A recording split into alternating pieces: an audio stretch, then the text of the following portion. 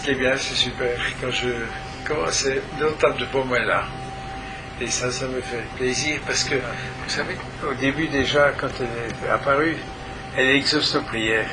Donc, si vous voulez, chacun de nous, on a quand même des prières qu'on désire être exaucées. Et donc, si elle est présente, c'est qu'elle nous accompagne. Elle est auprès de nous pour nous donner la force, la puissance, mais aussi la joie, l'activité, le courage, la niaque qui est nécessaire actuellement dans ce monde, d'être réellement dans cette compréhension de cœur de lumière, d'amour divin, changement dimensionnel. Alors, ce qu'on me montre, c'est aussi la Vierge dans d'autres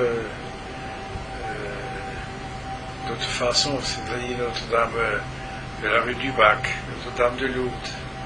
C'est comme si la Terre, en fin de compte, elle est ensemencée d'images où la Mère divine est apparue partout sur cette terre. Et nous avons une pensée tout à fait particulière pour tous nos frères et sœurs qui sont plus ou moins quand même victimes de ces tremblements de terre en Birmanie, en Thaïlande, enfin partout, ces tremblements de terre ont fait des victimes et aussi beaucoup de blessés et beaucoup de souffrances, évidemment. Et la Mère divine, les anges, les aides de lumière sont auprès de nos frères et sœurs pour qu'ils puissent trouver une consolation. Vous savez, on n'a pas toujours une explication par rapport à toutes ces grandes catastrophes. Nous avons eu des tsunamis, nous avons eu des choses relativement difficiles. Et l'humain n'a pas toujours la capacité de comprendre, d'intégrer pourquoi est-ce que ces grandes catastrophes naturelles se réalisent et autant de souffrances, autant de maux, de destruction qui sont quand même très très terribles pour ceux qui sont touchés.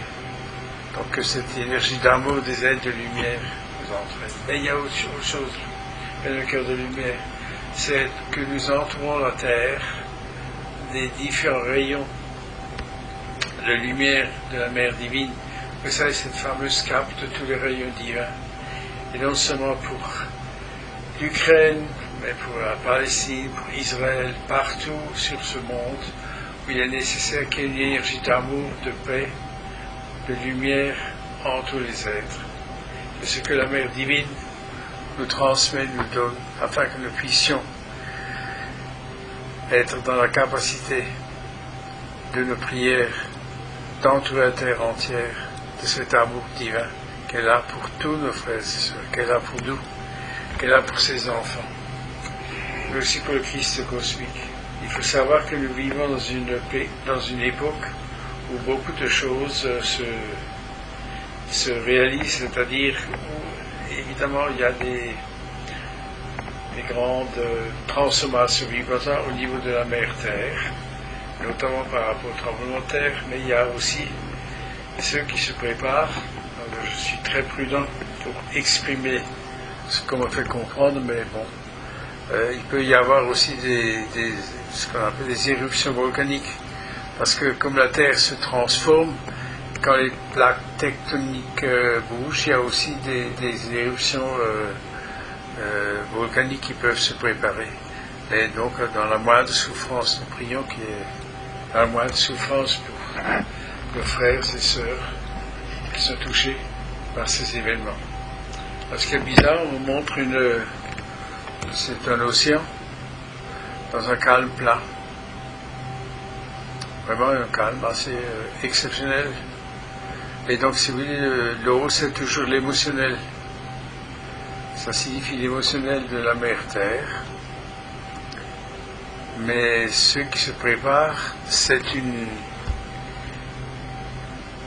élévation. Alors écoutez, je ne sais pas si je peux dire de continent submergé. C'est comme s'il y a une préparation au fond des océans, qu'il y a des cités ou des terres qui vont ressurgir de la mer, des océans. Donc si vous voulez, c'est une très grande activité je dirais, sismique de la mer Terre, du corps de la mer Terre, que ce soit par rapport à sous la mer, par rapport à sur certains continents. Et c'est en même temps aussi une transformation vibratoire du corps de la mer Terre. Oui, c'est ce qu'on me donne de dire, c'est la transformation du corps de la mer Terre. Et ça n'a rien à voir avec une punition ni avec un nettoyage. C'est effectivement, c'est comme si dans un cycle de temps et temps d'années de vie, et la nature se transforme pour faire place à une compréhension du changement dimensionnel de notre conscience sur cette terre. Voilà.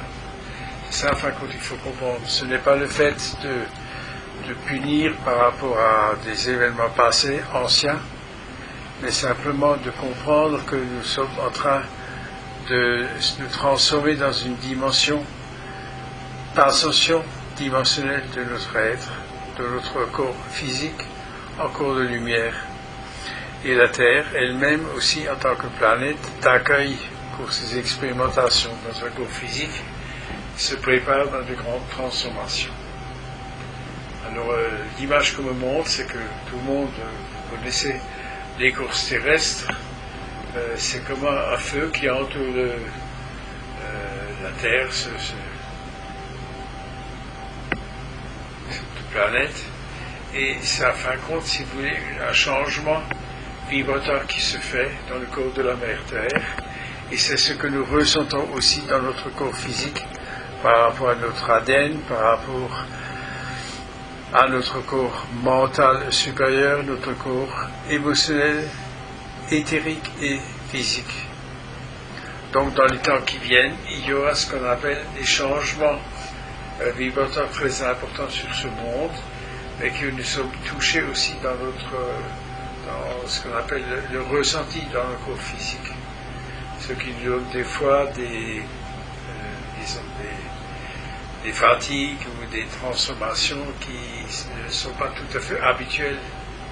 C'est cela, bien aimé cœur de lumière, que nous ressentons cette énergie d'amour de la mère divine, du Christ cosmique victorieux, des ailes de lumière, mais aussi des brûles, afin que nous puissions traverser ce moment de transformation vibratoire dimensionnelle sur cette terre.